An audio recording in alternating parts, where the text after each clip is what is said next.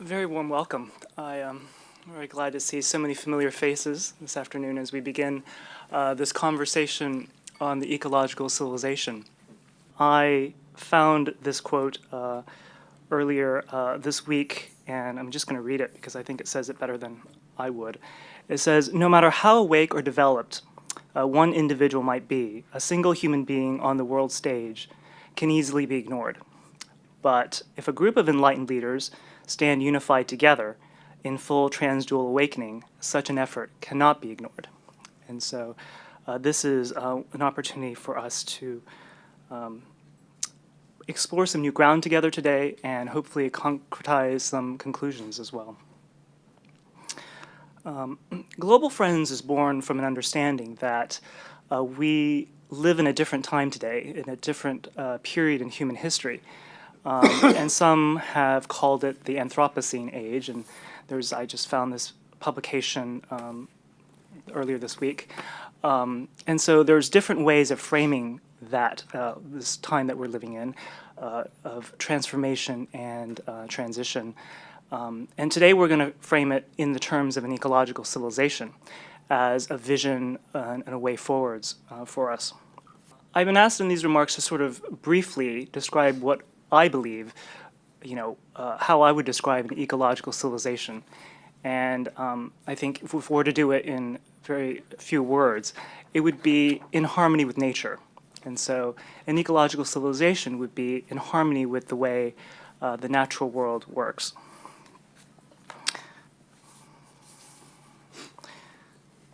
If I were to say there's some other components, I would probably say that an ecological civilization would be one in which we run on clean energy, that we produce our food in a sustainable way, that we manage population growth, and the fourth aspect is spirituality would be a core component in our civilization. We're in the process of transitioning to this other model, which goes by different terms. I've heard holistic being one term used to describe it, regenerative, integral, and they're more sort of, if you were to graph it, they would be more sort of circular as opposed to a linear line. And this shift in awareness, we believe, and we're proposing today, goes through the modality of spirituality. And that what is required is for us essentially to upgrade our spiritual capacities, our human operating system, as it were. If we were to look at ourselves like iPads or iPhones, the task in some senses is to cultivate greater spiritual intelligence and sort of improve our spiritual development and maturity. Hi, everybody. It's a pleasure and an honor to be here. You may have noticed that there's this mysterious orange book has appeared on your table in front of you. I lay claim anything in that book. I wrote it, so if you have a problem with it, I'm the one to confront. Connie here is my partner in that. And I think maybe I'm going to read a very brief part of the foreword here, just to put it in the context of today's work. And we happen to be here because last year Ivan met the woman who wrote the foreword to the book, Sally Ranney, who at the climate change conference in Paris, and then attended in Aspen our day, American Renewable Energy Day. And Connie and Sally go back, I think it's something like 30 years. They're very, very close friends, and she's a powerhouse. And this is just a little lift from the foreword she wrote. She says, "Climate change has unambiguously put humanity on notice that we are on the cusp of great change, of making a critical choice about ourselves. Only collaboration at the global level will solve climate change because it affects all human and natural systems. Nothing and no one will escape. This high level of collaboration can only take place if we let go of the tenets of the existing paradigm." So, subtitle, 10 Assumptions for a New Paradigm. What we will present very briefly today is the idea that The world we see today is a direct result of fundamental assumptions, core beliefs, worldview that we've inherited from generations of our human predecessors. And can we change that? Can we assess those beliefs? Now, we're talking about something extremely foundational, fundamental. The reason we have the problems, the challenges we see, are direct consequences of these beliefs that we hold. Can we, in time, abandon these beliefs? And I would say this, I'm a great believer in crisis, because without the huge crises that our species and our planet is facing today, we'd be sitting around, counting our bank balances or whatever it is that gets us going. And so this book, we believe, contains some useful information. And Ivan, thank you so much for inviting us to this conference. Thank you. I'm Connie Baxter Marlowe, co-author of the book, and we believe that humanity is out of balance because we don't actually understand how the universe works. So our book brings a construct on the nature of the universe that integrates Eastern and Western thinking and indigenous cosmology. So we look forward to sharing more of that later. Thank you very much. In the interest of time, I think we'll move on to our third panel, the holistic approach to ecological civilization.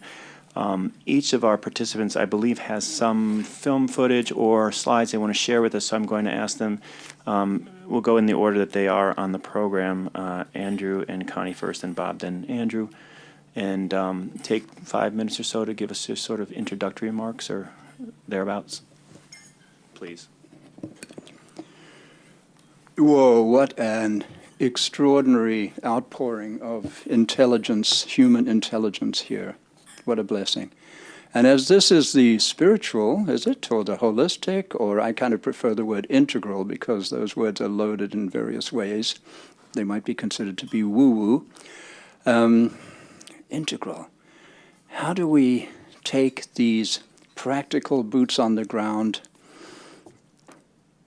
scientific approaches to the issues we face and find a way to change the thinking that has resulted in these issues?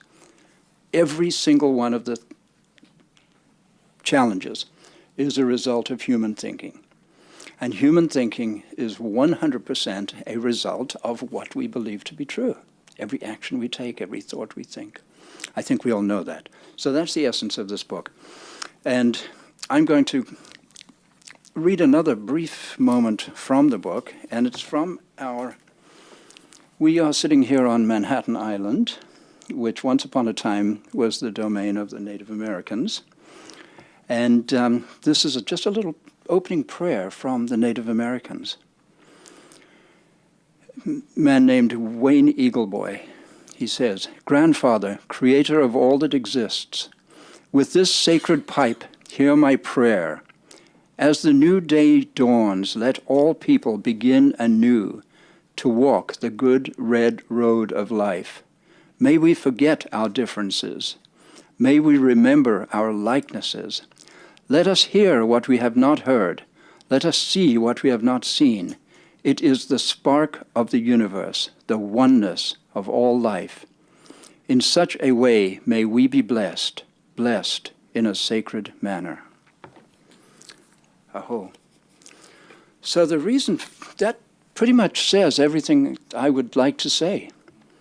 It doesn't get any more comprehensive and succinct than that. That's beautiful.